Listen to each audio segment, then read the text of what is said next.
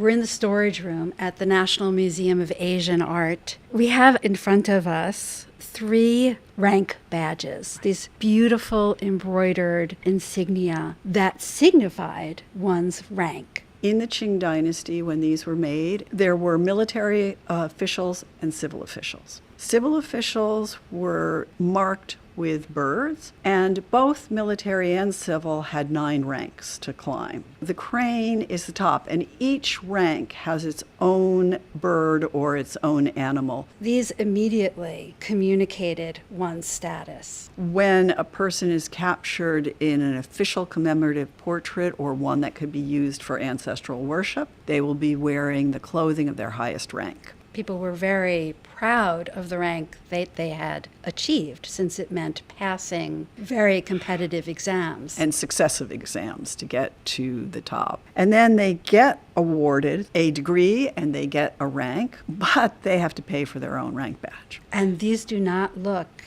inexpensive. They have gold thread, and when I say gold thread, you take very thin gold foil and you wrap it around a silk core. And then you sew that by laying it down and couching it to the background. They have another secret thread. And I say secret because now we don't see it so much. But areas such as the neck of the crane, some of these little areas in the water, the entire perforated rock. And you might wonder, why are they these stray threads lying on the top?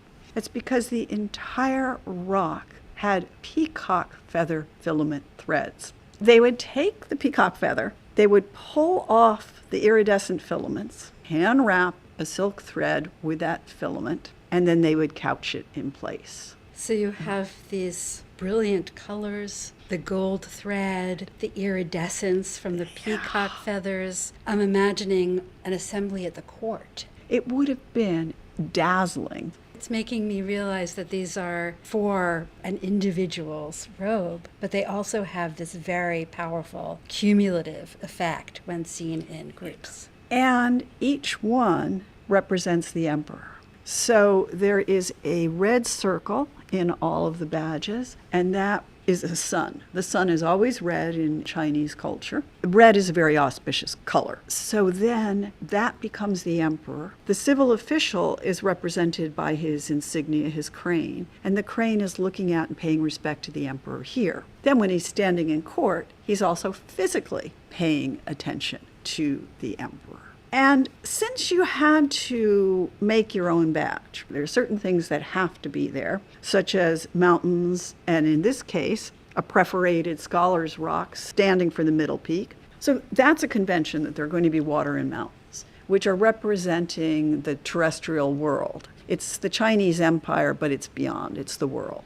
There's always going to be then the insignia bird or animal. There will be the sun for the emperor. There usually are lots of clouds, which we have here. And the clouds often look a lot like the spume on the water. That's an auspicious shape. The shape resembles what is called the fungus of immortality. So there is a woody fungus that was used in elixirs of immortality, but it was also used to wish for longevity. That real fungus has a kind of cloud-like top. So in art, it got turned into a cloud-like symbol. And we have other auspicious symbols. We have 2 wish-granting pearls. But with your crane, there is sort of a symbolism by making the wings turn the crane's body into a circle. In China, a circle stands for heaven. A square stands for earth. So you have this kind of square rectangular shaped badge for earth. You have the crane as the circle,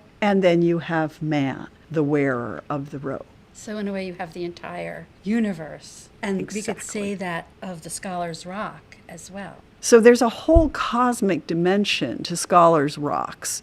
There are limestone boulders in China that come from a tidal lake. The sand in the lake over time just erodes holes into the rock. Those are the rocks that were dredged up and placed in scholars' gardens. These rocks then become a microcosm of the world, which is mountains and water. Any of these badges could be made by a man's wife using some kind of woodblock print template, some kind of list of what are the essential features you have to have. But then they have a little bit of latitude, and that's why no two rank badges are ever identical. There also were workshops. So maybe it's a good moment to look closely. If you get very close, you can see that the gold thread for the background has little tiny stitches that hold it in place. And then if you look, say, at the cloud up here, you see a little bit of iridescence. And maybe even down here, you can see little tiny bits of green that stand up straight. Those are little bits of the feather that are left. So this was entirely solid with iridescent peacock feather. Let's talk about the satin stitch that forms the feathers of the bird. So the satin stitch is packed so densely, and I'm not even sure how they did it, but then with these little bits of outlining of each feather, they've managed to create a sculptural feeling. And we're noticing, too, that as we look at the gold thread that constitutes the background, that thread moves and weaves in and out around the shapes of the clouds. In addition, there's this lovely knotting on the head of the crane. The knotting technique was used a lot in China. And then here you can even look into his little red mouth. And his tongue. And then the way the beak overlaps the feathers, so you have the sense that he's preening. And then, of course, the circle for the sense of heaven with the square badge for the earth, then the wearer is man. So you really are reinforcing so many times this cosmic dimension and your court dimension with the sun. So we have a hierarchy, a cosmology. We have the Qing Empire in microcosm. In microcosm, we do.